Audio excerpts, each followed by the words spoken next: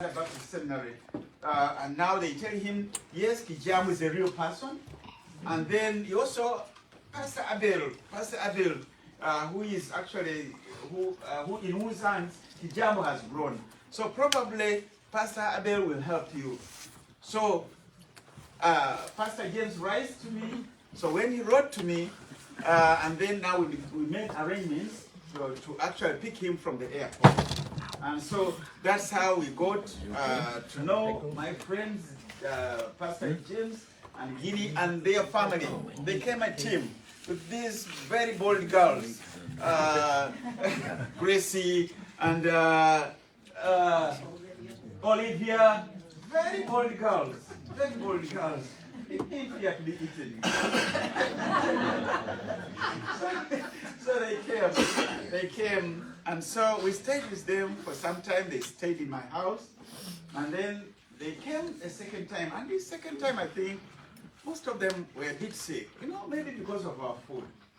You know, just eating food that you're not used to. Their stomachs somehow, their stomachs hurt. Everyone.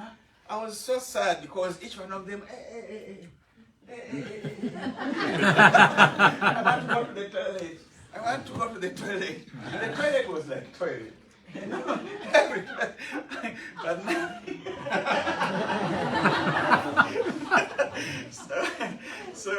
But God made it all, and so they went through all that. And now they support children in this ministry you all know very well, called Leadership. This area where most of these children come from is a very poor area. Very poor area, and most of the children wouldn't be able to get money for their school fees if it were not of the support from Leadership. At this juncture, please allow me to express my heartfelt and great thanks to you, sponsors, people who gave in to support these very poor children in the Leadership ministry. Thank you very much. In fact, I was telling people that not all people would have that kind of support, because there are many Americans here. But God chose you to be just one among them that has that heart to support these very poor children in Africa. And so I want to thank you so much, because most of them now can now go to school, can be able to have scholastic materials to use at school, can be able to have food, nice food at school, just because of your support. Thank you so much. Thank you. And so these children have a very difficult story behind them. Each one of them has a very difficult story around them. Now, we have a child called Joshua. This Joshua, I think now he has a smile because he has support from Leadership.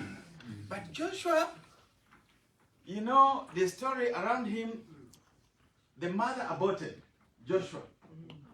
So when the mother aborted Joshua, she wanted Joshua to die. And so she aborted when the womb was 7 months. Yes, 7 months. And so what the mother did, tied when it got out, he tied, still had some life, but tied Joshua in a polythene bag. A polythene bag is a plastic bag. You tie someone there so that they cannot breathe. So they put Joshua in that polythene bag, and she dumped Joshua in a garbage bin. This one, Joshua. No breathing, dump in a garbage bin. So what happened, very chanceful that someone was passing by and then saw something that is shaking in a polythene bag, plastic bag. And then knew maybe there's something in here. Picked the polythene bag and unwrapped it. And there was a baby that was brought from the womb, 7 months. Oh. This person got the baby out and rushed this baby to the hospital. Now they put Joshua in an incubator. They kept him there for like 2 months until he reached the stage of a child to come out of the womb. And now they got him out and they started nursing Joshua.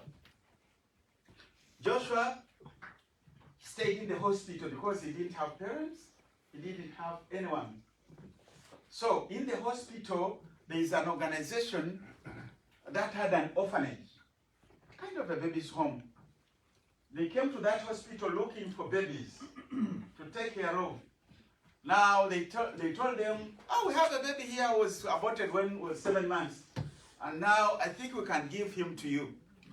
So this organization took Joshua, put him in a baby's home, which was kind of an orphanage. Joshua grew up there, but as he was growing, the government of Uganda stopped orphanages. Because the government thinks children should not grow into orphanages, but be in foster homes, so that they grow with other children, not in that, set up orphanages. Now, they stop orphanages all over Uganda. And now, there is also another organization that picks them from orphanages and then sends them to foster homes. This organization knew me. And now they say, we have a child here. His name is Joshua Angel. Now, can you please, because they just got, the government stopped orphanages and now we have him. So can you please take Joshua up? So I went and I talked to my wife that here is Joshua, and they told us the story behind Joshua. That difficult story of his mom. Now I talked it over with my wife, and now she said, yeah, we can bring in Joshua. We also have many other children. Our African family is a large family. We have our own, and then we also have these others that we foster in. You find a family having like 10, 11, 12. So when James and Gilly came, Olivia, they saw how many children we have. So many around us. And now they are saying we also take on Joshua. So we took on Joshua. He stayed with us. And now when these friends visited our home, we told them this story about Joshua. Hey, yeah, leadership can support him. So this is how Joshua started getting support. He's now able to go to school, getting some good food, getting good scholastic material, getting good education. Now you see the smile on Joshua's face. Thank you, leadership. Similar story like this. One of them has a similar story like the story of Joshua. The mother aborted and then wrapped the child and took her in the middle of the road. In the middle of the road, that the cars or vehicles should come and run over them.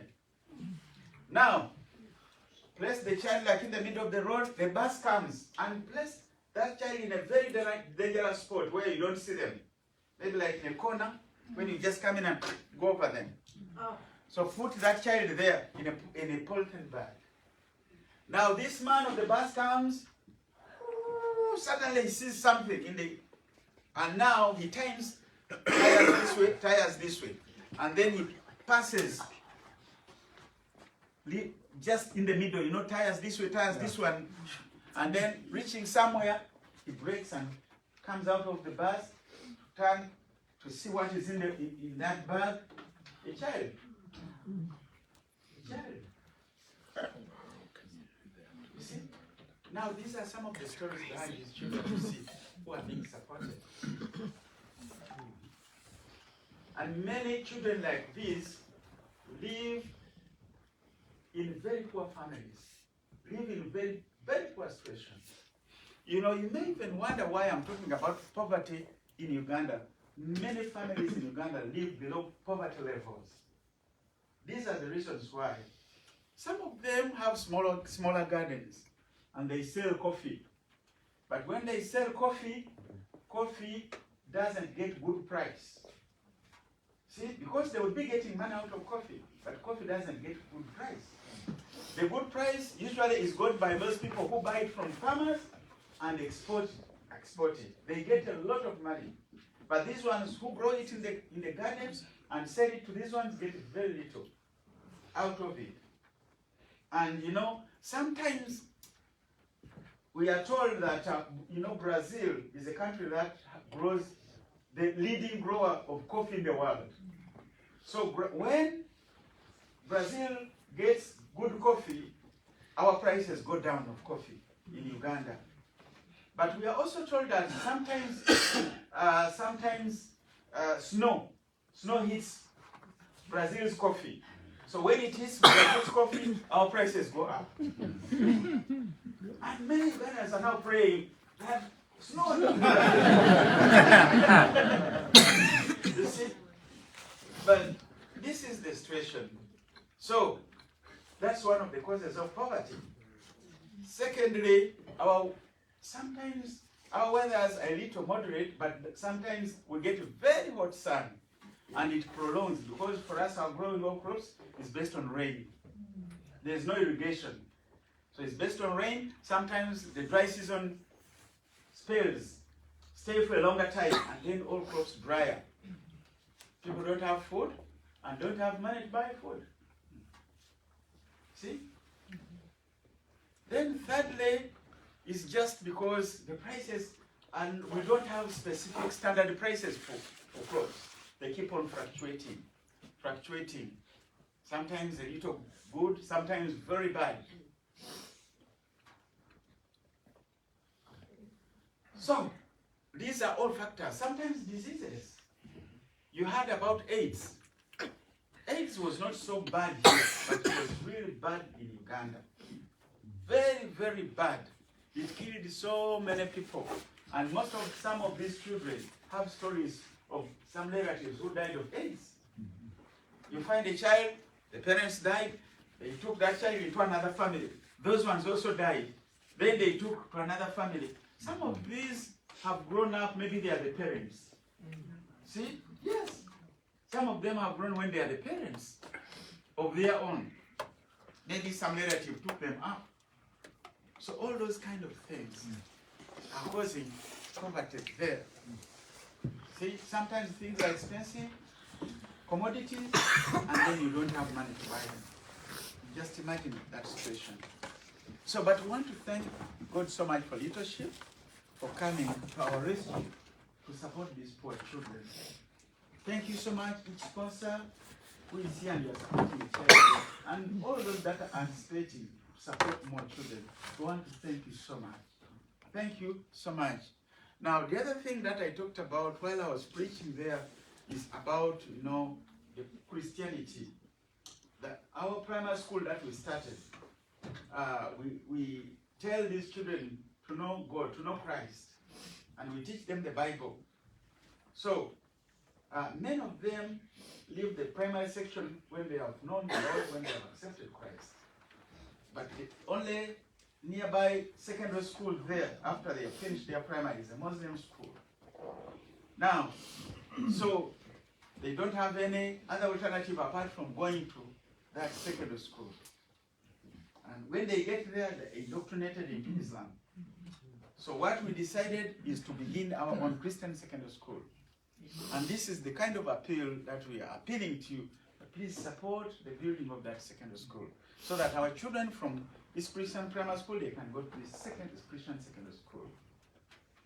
Continue also supporting leadership ministry, so that they can support more of the Ugandan children. Because that situation, for people who have gone there, they know and they can tell you. And the other thing, you are also getting first-hand information from a person like me, who is an African. Maybe you've been hearing from James, from Guinea, but now you are hearing from me. First-hand information. So, this is all that I can say about Uganda, about the leadership, about Christian secondary school, and about our economic situation in Uganda. Thank you very much.